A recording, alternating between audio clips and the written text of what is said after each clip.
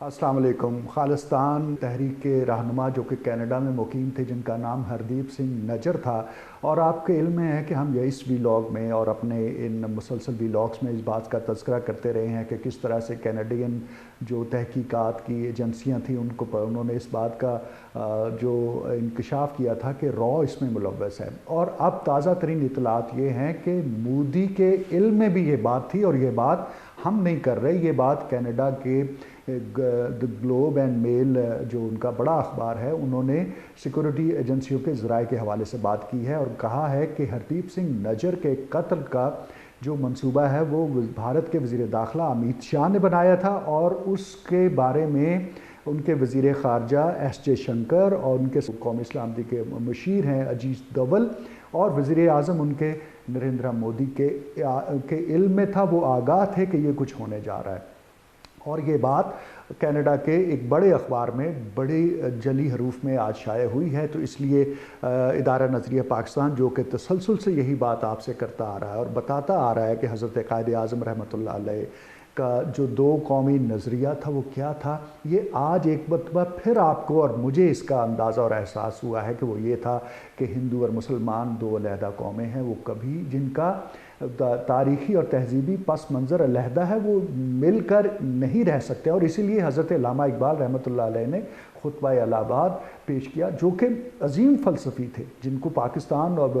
बर-ए-सग़ीर नहीं दुनिया मानती है। अगर वो इतना बड़ा ज़हन, इतना बड़ा फ़लसफ़ी इस नतीजे पर पहुँचाता, और हज़रत क़ायद आज़म रहमतुल्लाह अलैह जैसे एक ज़ीरक सियासतदान और कानूनदान इस नतीजे पर पहुँचे थे, पढ़े लिखे लोग थे ये, बल्कि ये अच्छी आला तालीम याफ्ता और दुनिया घूमे हुए थे उस ज़माने में, और वो इस नतीजे पर पहुँचे थे। और अफसोस कि आज खालिस्तान के रहनुमाओं को भी एहसास होता होगा कि हज़रत क़ायद आज़म रहमतुल्लाह अलैह दुरुस्त कहते थे, हज़रत अल्लामा इकबाल का फ़लसफ़ा बिल्कुल दुरुस्त था, और उस वक्त उन्होंने जिस तरह से हिंदुओं के बहकावे में आकर मुसलमानों का जो कत्ल खून किया, जिस तरह से 10 लाख लाशें जो हैं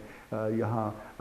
वाघा के बॉर्डर पर पहुंची थी, और किस तरह से कटी हुई ट्रेनें पहुंचती थी यहाँ पर, उसमें ये जो सिख हैं ये पेश होते थे, और लूट मार करने में हमारी बच्चियों, हमारी माँओं, हमारी बहनों को जिस तरह से उन्होंने अगवा किया, जिस तरह के वाक़यात रिपोर्ट होते हैं, वो एक दिलखराश पूरी तारीख़ है, जिससे आज भी हमारी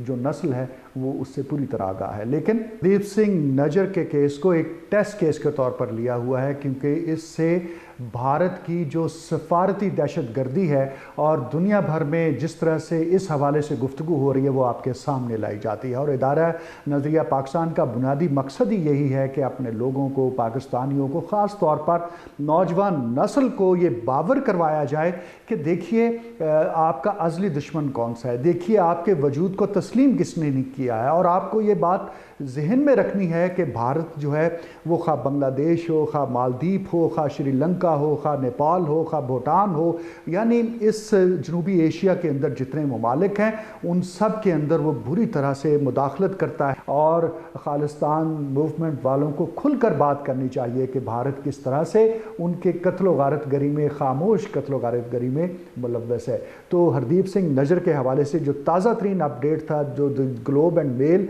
कनाडा का एक बड़ा अखबार है उसके अंदर शाया हुआ था, वो आपके गोशगुजार करना मकसूद था। आप सबका शुक्रिया।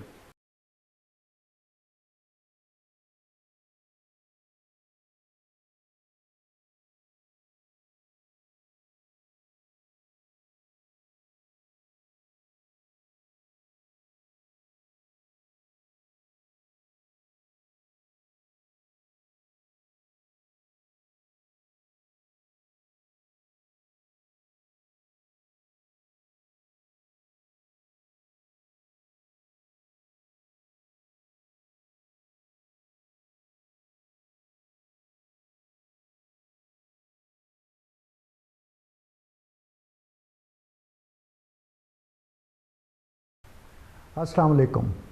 आज जो किताब हमारे सामने मौजूद है रिव्यू के लिए, जायज़े के लिए, वो जुनैद अहमद साहब की किताब है, और जो कि अंग्रेज़ी में लिखी गई और जिसका उन्वान है ethnic cleansing of बिहारीज़ in east Pakistan, यानी बिहारियों की जो नस्ल खुशी हुई है मशरक़ी पाकिस्तान के अंदर, उसके हवाले से ایک تحقیق پر مشتمل کتاب، جس کو ایک انٹرنیشنل سٹینڈرڈ کی کتاب کہا جا سکتا ہے، جنید احمد صاحب نے تحریر کیا ہے۔ جنید صاحب 1971 کے سانحۂ مشرقی پاکستان کے حوالے سے انہوں نے جتنا مواد لکھا ہے، جتنا لٹریچر پروڈیوس کیا ہے، جو ریسرچ کی ہے، وہ قابل ستائش ہے۔ ادارہ نظریہ پاکستان میں بھی وہ تشریف لاتے رہتے ہیں اور سانحۂ مشرقی پاکستان کے حوالے سے وہ نوجوان نسل کو اس پلیٹ فارم سے آگاہی دیتے رہتے ہیں۔ جو ethnic cleansing of Biharis in East Pakistan ہے، وہ دراصل مارچ 1970 سے لے کے فیبرری 1971 تک کے پیریڈ ہے، جو ایک پورا ایک سال کا 12 ماہ بنتے ہیں، اور اس دوران میں اس پورے ایک سال کے اندر 20 سے 30 لاکھ بہاریوں کو قتل کیا گیا، ریپ کیا گیا، اور ظلم و تشدد کا ایک بازار تھا جو کہ مشرقی پاکستان کے اندر گرم رہا۔ اور اس دوران میں جو انڈین سولجرز ہیں، وہ پہلے تو اس کو پورا سیبوٹاج کرنے کے حوالے سے، پھر انفلٹریٹرز کے طور پر اندر داخل ہو گئے بنگلہ دیش کے اندر، مکتی باہنی کو سپورٹ کرتے رہے، اور یوں دونوں نے مل کر ایک ایسا بازار گرم کر دیا ظلم و ستم کا کہ آج تک بہاریز جو ہیں وہ اس سے باہر نہیں نکل سکے ہیں۔ جنید احمد صاحب نے اپنی اس ریسرچ کے اندر ان فیملیز کو، ان خواتین کو، ان بچوں کو جو کہ بچ کر کراچی آ گئے تھے، ان کے انڈیویجولی انٹرویوز کیے ہیں، اور ان انٹرویوز کے اندر جو کچھ انہوں نے دیکھا تو کہا جا سکتا ہے کہ یہ کتاب دراصل عینی شاہدین کے بیانات پر مشتمل ہے۔ ان کے جو آئی وٹنس اکاؤنٹس ہیں وہ اس کے اندر دیے گئے ہیں کہ کس طرح سے بہاریوں کے خلاف ایک آرگنائزڈ کرائم ہوا، تو اسی لیے انہوں نے اس کو ایتھنک کلینزنگ کا یعنی نسل کشی کا عنوان دیا ہے اپنی کتاب کو۔ اور اس کے اندر آپ کے علم میں ہے کہ بھارتی سیاستدان اور بنگلہ دیشی جو آفیشلز ہیں وہ بارہا اس کا اعتراف کرتے رہے ہیں کہ بنگلہ دیش کی جو قیام تھا، یا مشرقی پاکستان کی جو علیحدگی تھی مغربی پاکستان یا جو موجودہ پاکستان سے، اس میں بھارت پوری طرح سے ملوث تھا۔ یعنی جون 2015 میں بھارتی وزیر اعظم نریندرا مودی نے ایک تقریب سے خطاب کرتے ہوئے کہا کہ ہم نے بنگالیوں کی عزت کی رکھوالی کی، اور ہم نے اس کے لیے مکتی باہنی کو سپورٹ کیا، ان کو فنڈ کیا۔ تو کھلے بندوں بھارتی وزیر اعظم نے بطور وزیر اعظم اس بات کا اعتراف کیا کہ ایک ملک کے اندر نہ صرف یہ کہ سفارتی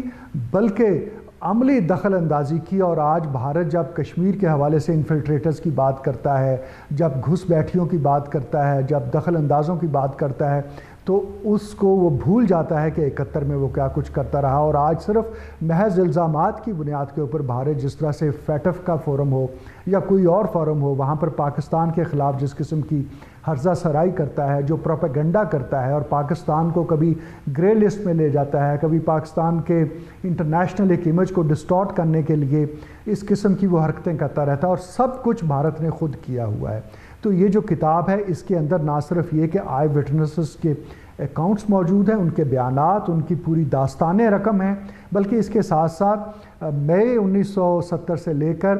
فیبرری 1971 تک کا جو پیریڈ بنتا ہے، یہ جو 9 ماہ کی جو 6 لیڈنگ اخبارات تھے اس وقت تک کے، اس کے اندر جو کچھ شائع ہوا، وہ سارا مواد بھی اس کتاب کے اندر اکٹھا کیا ہے جنید احمد صاحب نے، اور انہوں نے اس بات کو ثابت کیا ہے کہ بہاریوں کی ایک منظم طریقے سے قتل و غارت گری کی گئی تھی۔ ان کو بچیوں کو جس طرح سے اغوا کیا گیا تھا، ان کے سامنے ان کے مردوں کو، ان کے ہسبینڈز کو، ان کے بھائیوں کو، ان کے والد صاحب کو کہہ لیجئے، فادرز کو اٹھا کے لے جایا جاتا تھا، اور پھر وہ واپس کبھی نہیں آتے تھے۔ اور جب تک کہ ریڈ کراس کے تحت کیمپس نہیں بن گئے، تب تک بہاریوں کے خلاف ظلم و ستم کا بازار گرم رہا۔ اب جتنے بھی بہاریز یا نان بنگالیز تھے، ان کو بہاری ہی کہا جا رہا تھا۔ 95% کے قریب بنگلہ دیش بنگالیوں پر مشتمل ہے، اور باقی کی جو 5% کی آبادی یا 5 سے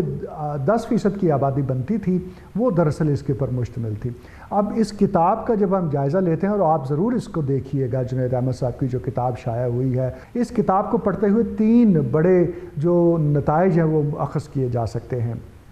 پہلا تو یہ ہے کہ اس کتاب کو پڑھتے ہوئے مجھے بارہا احساس ہوا کہ بنگلہ دیش کے موضوع پر بہت کم لکھا گیا ہے، بہت کم تحقیق ہوئی ہے، اس پر بہت کچھ لکھا جانا چاہیے، خاص طور پر شیخ حسینہ واجد کے بھارت فرار نے جو چیز ثابت کر دی ہے کہ انڈیا ملوث تھا اس پورے سانحے میں، اس کے اوپر لکھا جانا چاہیے۔ دوسرا یہ ہے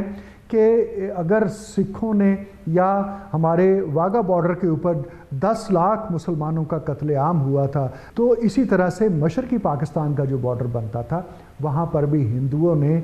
20 سے 30 لاکھ بہاریوں کا قتل عام کیا، ان کا ریپ کیا۔ تو یہ جو مسلم دشمنی ہے ہندوؤں کی اور بھارت کی، وہ دونوں فرنٹس کے اوپر اسٹیبلش ہوتی ہے، اس نقطے کے اوپر بھی ہمیں غور کرنا چاہیے۔ اور تیسرا اور آخری نقطہ یہ ہے کہ جب بھارتی وزیر اعظم خود اقرار کرتا ہے کہ انہوں نے مکتی باہنی کی شکل میں اور اس کو سپورٹ اور فنڈ کی شکل میں اور اس کے گریلا جو وار کر رہے تھے ان کے ساتھ بھارتی فوجیوں کی جو لڑائی کا وہ اعتراف کرتا ہے، تو اس کے اوپر ایک کیمپین بنا کر انٹرنیشنل کورٹ آف جسٹس کے اندر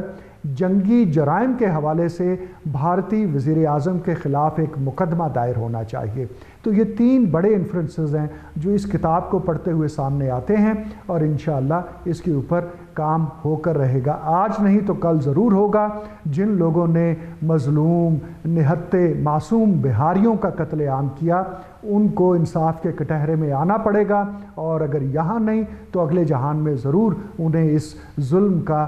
حساب چکانا ہوگا۔ شکریہ۔